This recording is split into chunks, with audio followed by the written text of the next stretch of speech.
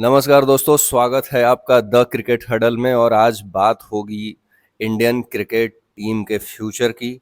आज कुछ सवाल हैं एक 90s के क्रिकेट फैंस का, जय शाह जी से और भारतीय कोच गौतम गंभीर से, क्योंकि ये दो लोग मिलके इंडियन क्रिकेट को चला रहे हैं। और पहले दो वीडियोज जो मैंने डाला उस पे व्यूज आ रहे हैं, कमेंट्स आ रहे हैं, और ये बताता है कि जैसे मेरे अंदर कुछ सवाल हैं वैसे और भी क्रिकेट फैंस हैं जिनके मन में ये सारी चीज़ें चल रही हैं। पहला सवाल मैं आपके सामने ये रखना चाहता हूँ कि जय शाह जो बीसीसीआई सेक्रेटरी थे, उनका कद बीसीसीआई के प्रेसिडेंट से भी ज़्यादा बड़ा बना दिया गया। आपने 10 साल पहले तक कब सुना था कि जो बीसीसीआई सेक्रेटरी है वो लाइमलाइट में रहता है और प्रेसिडेंट जो है वो बैक साइड में रहता है? हमने आज तक प्रेसिडेंट को ही सर्वे सर्वा माना, यानी कि ऑल इन वन जो बीसीसीआई प्रेसिडेंट होता है वही सबसे पावरफुल आदमी होता है। लेकिन रोजर बिन्नी का नाम आज के डेट में कई लोग जानते भी नहीं होंगे। बहुत सारे क्रिकेट फैंस ऐसे हैं जिनको यही पता है कि जय शाह ही बीसीसीआई हेड हैं, जबकि वो सेक्रेटरी थे। बीसीसीआई प्रेसिडेंट जो थे या हैं रोजर बिन्नी है, लेकिन रोजर बिन्नी का नाम तक कितने लोगों को नहीं पता है। दूसरा, हर जगह चाहे मीडिया हो चाहे टेलीविजन हो, हर जगह सेक्रेटरी को प्रमोट किया गया था। अब हालांकि आईसीसी के चेयरमैन बन चुके हैं जय शाह जी, यानी कि सब कुछ उन्हीं के अंडर में है फिलहाल। तो चाहे वो आईसीसी में रहें चाहे बीसीसीआई के सेक्रेटरी में रहें, प्रेसिडेंट का कोई मायने मतलब पिछले 5 सालों में नहीं रह गया है। सारा का सारा लाइमलाइट जय शाह जी पे रहता है, तो सवाल भी उनसे पूछने चाहिए। बहुत सारे लोग ये कहेंगे कि भाई वो बीजेपी से है और पिताजी का सपोर्ट है उनके पास, इसलिए वो यहाँ तक पहुँच गए हैं। कहीं ना कहीं मुझे भी लगता है, इसलिए लगता है क्योंकि देखो, पॉलिटिक्स एक अलग बात है। ठीक है, उनके पिताजी बहुत मजे हुए राजनीति में प्लेयर रहे हैं, लेकिन जरूरी नहीं है कि क्रिकेट चलाने के लिए भी एक राजनीतिक या पॉलिटिकल पार्टी के लीडर की जरूरत हो। क्रिकेट चलाने के लिए क्रिकेट में बहुत सारे ऐसे ऐसे लोग उभर के आए हैं जो क्रिकेट को चला सकते हैं। सुनील गावस्कर हो गए, रवि शास्त्री हो गए, आपके बड़े बड़े लीजेंड वीवीएस लक्ष्मण, राहुल द्रविड़, अनिल कुंबले, बहुत सारे लोग ऐसे हैं जो क्रिकेट को चला सकते हैं। लेकिन क्या हम उन लोगों को उतनी प्रधानता देते हैं? बिल्कुल भी नहीं देते हैं। अब जय शाह जी बने सेक्रेटरी, लेकिन सारा लाइमलाइट प्रेसिडेंट वाला उनको मिला। प्रेसिडेंट की कोई वैल्यू नहीं रह गई थी। वैसे ही उन्होंने अपॉइंट कर दिया कोच गौतम गंभीर को, भारतीय टीम का कोच। अगर T20 और वनडे तक वो रहते तो थोड़ा बहुत हजम भी होता, लेकिन टेस्ट टीम का भी कोच उनको बना दिया गया। और पिछले 3 सालों से अगर जो इंडियन क्रिकेट को फॉलो करता है वो ये जानता है कि जब जब राहुल द्रविड़ एब्सेंट रहे हों या एक साथ 2 सीरीज प्लान रहा हो, तो वीवीएस लक्ष्मण टीम इंडिया के वर्किंग कोच होते थे मेन कोच के एब्सेंस में। दूसरा कंपैरिजन ये है कि वीवीएस लक्ष्मण 8,000 से ज्यादा रन बना चुके हैं टेस्ट क्रिकेट में। गौतम गंभीर सीधा 50% है, 4,000 रन है उनके टेस्ट क्रिकेट में। तो पैरामीटर्स भी बहुत डिफरेंट है। वीवीएस लक्ष्मण बहुत आगे हैं और टेस्ट के स्पेशलिस्ट बल्लेबाज माने जाते हैं। दूसरा, टेस्ट में ऑस्ट्रेलिया हो, साउथ अफ्रीका हो, इंग्लैंड हो, लक्ष्मण ने हर जगह अपना लोहा मनवाया है और भारत के लीजेंड खिलाड़ी रहे हैं टेस्ट क्रिकेट में। लेकिन बीसीसीआई उनको दरकिनार कर देती है और फेवरेटिज्म कहीं ना कहीं यहाँ पे, being as a cricket fan, मुझे लगता है कि इसमें फेवरेटिज्म हुआ है। जय शाह ने गौतम गंभीर को वो पद दिलाया क्योंकि गौतम गंभीर उनके करीबी है। ये बात अब हर जगह हर कोई एक आम क्रिकेट फैन भी उठा रहा है। अगर करीबी हैं तो भी कोई दिक्कत नहीं है, लेकिन उस तरह से जब रिजल्ट नहीं आता है तो ये सारी चीजें हावी हो जाती हैं। हर एक पहलू देखा जाता है। जब आप रिजल्ट डिलीवर नहीं करोगे, अब बोलोगे कि चैंपियंस ट्रॉफी तो अभी जिता करके दिया था। भाई, उसके पहले राहुल द्रविड़ ने एक टीम बनाई थी, जो टीम ने हमें T20 विश्व कप जिताया था। वो टीम थी मिस्टर रोहित शर्मा और राहुल द्रविड़ की। 50 ओवर का वर्ल्ड कप जितना बेहतरीन हम खेले थे, उतना बेहतरीन हमने 2011 में भी नहीं खेला था, टू बी वेरी ऑनेस्ट। जिस हिसाब का हमारा बॉलिंग अटैक था, जिस हिसाब से रोहित शर्मा लीडिंग द जिस हिसाब से Rohit Sharma leading from the front, तो भाई विराट कोहली का फॉर्म में सब कुछ अलाइन था हमारे लिए। ये अलग बात है फाइनल की एक गलती भारी पड़ गई और हम विश्व विजेता बनते बनते रह गए। आजकल आप लोग आईपीएल देखते होंगे, पिछले 3 साल से आईपीएल अहमदाबाद में शिफ्ट किया जा रहा है। पिछले 3 साल से क्या कोलकाता नाइट राइडर्स को हक नहीं था?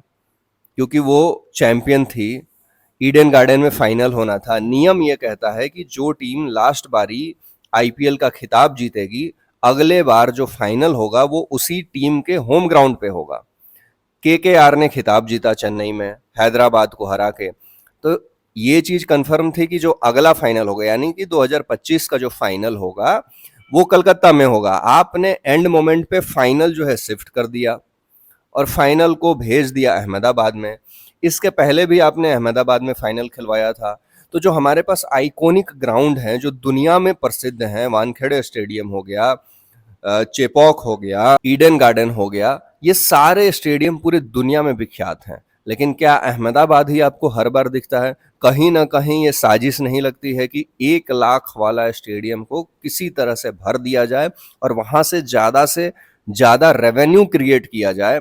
और ये कहीं ऐसा नहीं है कि आप जो जेन्युइनली क्रिकेट फैंस हैं उनके इमोशन के साथ खिलवाड़ कर रहे हो, उनको उनके इमोशंस को दरकिनार कर दे रहे हो। सिर्फ पैसा और कमर्शियलाइजेशन ही आज के डेट में भारतीय क्रिकेट टीम का और भारतीय क्रिकेट टीम के मैनेजमेंट का सबसे प्रमुख हिस्सा बन चुका है। क्या कारण है कि जो प्रेसिडेंट थे उसको आज लोग इंडिया में जानते तक नहीं है और सिर्फ जय शाह का नाम चलता है। इवन जय शाह अब तो सेक्रेटरी भी नहीं है, वो आईसीसी के चेयरमैन बन गए हैं, लेकिन हर जगह मीडिया उन्हीं को आगे रखता है। क्यों नहीं मीडिया रॉजर बिन्नी को आगे रखता है? इसका सीधा सीधा कारण है हेडलाइन बिकता है और जैसा के नाम से ये अपना एजेंडा चलाना चाहते हैं। तो मीडिया हो गया, चाहे बीसीसीआई के आला अधिकारी ऊपर जो बैठे हैं तमाम लोग, चाहे कोच गौतम गंभीर, सब उसी इकोसिस्टम का हिस्सा हैं। आप अपना इकोसिस्टम बिठा के रखिए, मेरे को कोई मतलब नहीं है भाई। मैं एक 90s क्रिकेट का फैन हूँ और 90s से क्रिकेट को फॉलो कर रहा हूँ, जहां हमने the great God of cricket Sachin Tendulkar को देखा। एक उम्मीद थे वो भारत के, तब सोशल मीडिया नहीं था, लोग यहाँ तक पूछते थे कि सचिन है या आउट हो गया है। अगर सचिन आउट हो गया है तो लोग ऑटोमेटिकली बोल देते थे कि हम नहीं जीत रहे हैं। इसके बाद वो लीगेसी को महेंद्र सिंह धोनी ने आगे बढ़ाया, उसके बाद विराट कोहली आगे लेकर के गए और ऐसे लीगेसी चलता गया। लेकिन गौतम गंभीर आके सडनली उस एक एनवायरनमेंट को तोड़ दे रहे हैं। वो टीम में एकजुटता नहीं दिख रही है, टीम में कंफ्यूजन दिख रहा है, टीम में एक पैनिक दिख रहा है, किसी का रोल पता नहीं है। जडेजा कहाँ खेलेंगे, क्या उनका रोल है पता नहीं है। शार्दुल ठाकुर क्लूलेस दिखे, उनका रोल क्या है पता नहीं है। तो जब आप एक इमेच्योर खिलाड़ी को, जो खुद में भी बहुत अच्छा रिकॉर्ड नहीं है, एक नेपियर टेस्ट को अगर हटा दिया जाए तो गौतम गंभीर का बहुत अच्छा सेना कंट्रीज में रिकॉर्ड नहीं है, लेकिन आप भेज रहे हो, ठीक है। कोलकाता को उन्होंने जिताया, ये भी ठीक है, लेकिन ये भी तो देखना पड़ेगा ना कि दिल्ली को नहीं जीता पाए, लखनऊ को नहीं जीता पाए। दिल्ली में तो बकायदा कप्तान बन करके गए थे और मिड सीजन उनको बाहर होना पड़ गया, उन्होंने खुद से ही ऑप्ट आउट कर दिया कि मेरे से नहीं हो पा रहा है। तो आज जो टीम का स्थिति है उसमें कहीं ना कहीं जैसा पे भी क्वेश्चन है कि भाई आप सेक्रेटरी थे, लेकिन आपने जो प्रेसिडेंट वाला रोल पकड़ के रखा था, बैक साइड से आप ऑल इन ऑल सब कुछ चला रहे थे। एक डमी प्रेसिडेंट बिठा करके आपने रखा था। वैसे ही आपने एक कोच दिया जो अपना एक डमी कप्तान बनाना चाहता है। हालांकि मैं उस दिन बहुत ज्यादा खुशी होगी मुझे, मैं खुश होऊंगा जिस दिन शुभमन गिल अपना डिसीजन लेगा और गौतम गंभीर के डिसीजन को काट करके being as a leader, being as a captain अपना डिसीजन सामने रखेगा। उस दिन सही मायने में मैं शुभमन गिल को कप्तान मानूंगा, क्योंकि गौतम गंभीर के कारण इस देश ने 3 अच्छे खिलाड़ी खोए हैं जिनका कहीं ना कहीं 1 से 1.5 साल का क्रिकेट बाकी था। रोहित शर्मा, हालांकि वो खराब फॉर्म में थे, मैं मानता हूं। विराट कोहली भी खराब फॉर्म में थे, मैं ये भी मानता हूं। लेकिन एक इंग्लैंड सीरीज का दौरा उनको देना चाहिए था। ठीक है, आपने नहीं दिया, लेकिन आपने अपने पसंद के खिलाड़ी को चुनवाया, सिलेक्ट किया, सब किया। अब परफॉर्मेंस क्यों नहीं हो रहा है? तो जैसा ने भी वही किया था, डमी प्रेसिडेंट बिठाया था। गौतम गंभीर भी वही किए हैं, डमी कप्तान लेकर के चल रहे हैं। तो इस टीम अब इस टीम से वो आप उम्मीद नहीं रख सकते जो आप महेंद्र सिंह धोनी के टाइम पे रखते थे, जो आप विराट कोहली और रवि शास्त्री के टाइम पे रखते थे।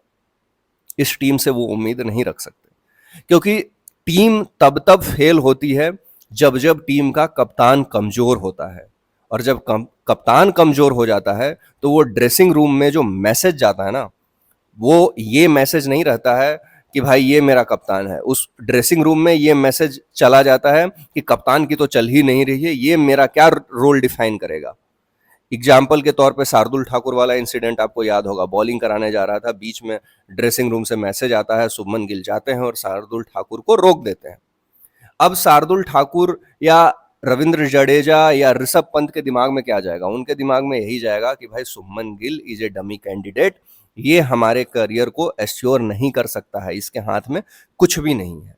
तो वो रेस्पेक्ट ड्रेसिंग रूम में धीरे धीरे खत्म हो जाता है। ये चीज शुभमन गिल को जल्दी से जल्दी भांप लेना होगा, और जैसा कोहली ने किया था कि भाई मेरे को रवि शास्त्री जमता है, मेरे को रवि शास्त्री चाहिए, मैं आपको रिजल्ट ला के दूंगा, सीधी सी बात है, और रिजल्ट ला के दिया भी। तो गंभीर डोमिनेंट नेचर के हैं, ये सब जानते हैं, लेकिन कहीं ना कहीं अब गिल को आगे आना पड़ेगा, क्योंकि गिल टेस्ट टीम को रिप्रेजेंट कर रहे हैं, इंडिया के सबसे बेस्ट फॉर्मेट को रिप्रेजेंट कर रहे हैं वो, जहां पे हमारी तूती बोलती थी, वहां पे हम पिछले 9 टेस्ट मैच में से 1 जीते हैं बांग्लादेश के अगेंस्ट में। तो हमारा विन परसेंट खतरनाक तरीके से डिक्लाइन हो चुका है। तो ये चीज कंसर्निंग है। और दूसरा, क्रिकेट को क्रिकेटरों के भरोसे छोड़ो, क्रिकेट में पॉलिटिक्स मत घुसाओ, यहाँ पॉलिटिशियंस की जरूरत नहीं है, यहाँ पे सिचुएशन के हिसाब से रोल प्ले करना होता है, और उस सिचुएशन से उबर के टीम को जिताना होता है। 140 करोड़ देश में 90 करोड़ लोग लाइव देखते हैं, हॉटस्टार पे 90 करोड़ व्यूज आते हैं। तो भाई साहब, इस देश में क्रिकेट के लिए जो जुनून है, जो इमोशन है, उसको एकदम से खत्म मत कर दो, एकदम से मार मत दो। और वहां पे पॉलिटिक्स घुसाने की जरूरत नहीं है, वहां पे जेन्युइनली टैलेंट को लाओ। सरफराज खान ने 150 रन मारे थे न्यूजीलैंड के अगेंस्ट में, तुमने उसके साथ पॉलिटिक्स करके उसको बाहर कर दिया। मोहम्मद शमी पूरा आईपीएल खेला, आपके लिए चैंपियंस ट्रॉफी में अच्छा प्रदर्शन भी किया और बेहतरीन प्रदर्शन किया 50 ओवर वाले वर्ल्ड कप में। कहाँ है मोहम्मद शमी? मोहम्मद शमी यूट्यूब पे वीडियो बना रहा है, तुम्हारा सबसे फास्ट बॉलर, सबसे बेहतरीन बॉलर हुआ करता है वो बंदा बैठ करके यूट्यूबर बना हुआ है, और तुम लेके जा रहे हो हर्षित राणा को, उसको वापस कर दे रहे हो। तुम लेके जा रहे हो प्रसिद्ध कृष्णा को, जो 6.5 के रन रेट से पिटवा रहा है। इससे अच्छा शमी को ही ले जाते यार, कम से कम हमारे को हौसला देता, बुमराह के साथ जोड़ी में गेंदबाजी बहुत बेहतरीन तरीके से करता। लेकिन टीम की आपने मैया दैया कर दी है। अब यहाँ से अगर इंग्लैंड सीरीज हम हार जाते हैं तो बहुत ज़्यादा प्रेशर कप्तान पे भी आएगा और कोच पे प्रेशर नहीं आएगा। क्यों नहीं आएगा? बैकिंग है भाई, कहाँ से आएगा प्रेशर उन पे? फिर यही बोला जाएगा ट्रांजिशन में है। अबे ट्रांजिशन करके दिया गया है तुमको, सारे खिलाड़ी पके हुए मिले हैं तुमको, एक साई सुदर्शन को छोड़ करके। तो भाई ये भगवान भरोसे टीम इंडिया चल रही है, या तो बुमराह भरोसे चल रही है, ये भी कह सकते हो। सो वीडियो कैसा लगा कमेंट सेक्शन में जरूर बताइएगा, और पिछले 2 वीडियोस को प्यार देने के लिए भाई धन्यवाद। एंड चैनल को लाइक शेयर सब्सक्राइब जरूर कर देना भाई थोड़ा, और कमेंट सेक्शन में जरूर बताना कि आपको वीडियो कैसा लगा और आपका क्या ओपिनियन है इस वीडियो के ऊपर। कमेंट सेक्शन में जरूर बताइएगा। धन्यवाद।